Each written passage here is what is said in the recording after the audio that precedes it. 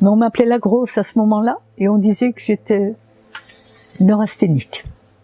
Ah bon? Et papa, qui n'était pas mon père, disait en parlant de moi, elle nous porte la guigne, celle-là.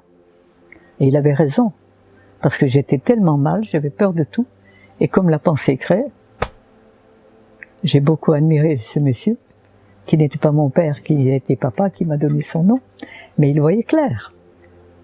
Et regardez tous les gens qui sont tristes, qui sont pas bien, ou qui sont colériques. Avec la colère et avec la timidité, on fait quoi? Tous les divorces, toutes les séparations.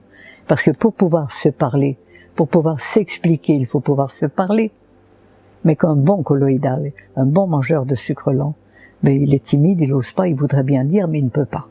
Un colérique, mais il va dire n'importe quoi, n'importe quelle vacherie, 5 minutes après, il aura oublié. Mais le colloïdal, il aura bien encaissé.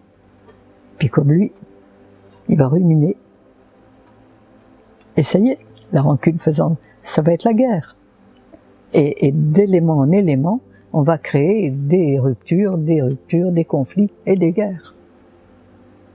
Et c'est pourquoi je dis que le point de départ, le fameux péché originel, à l'origine de toutes les misères de la terre, c'est la cuisson des aliments avec le feu de l'enfer.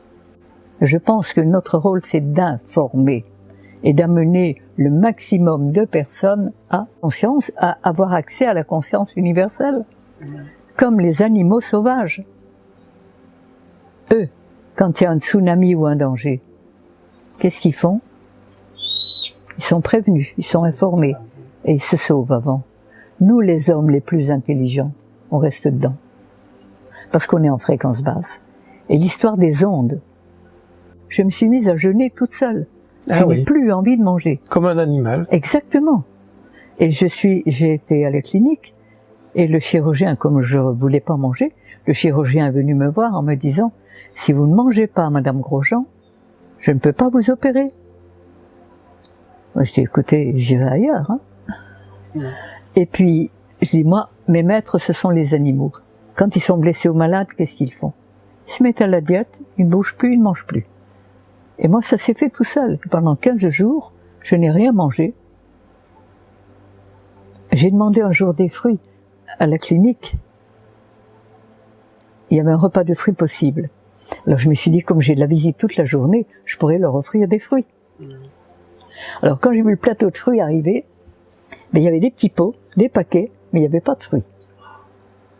Tout était préparé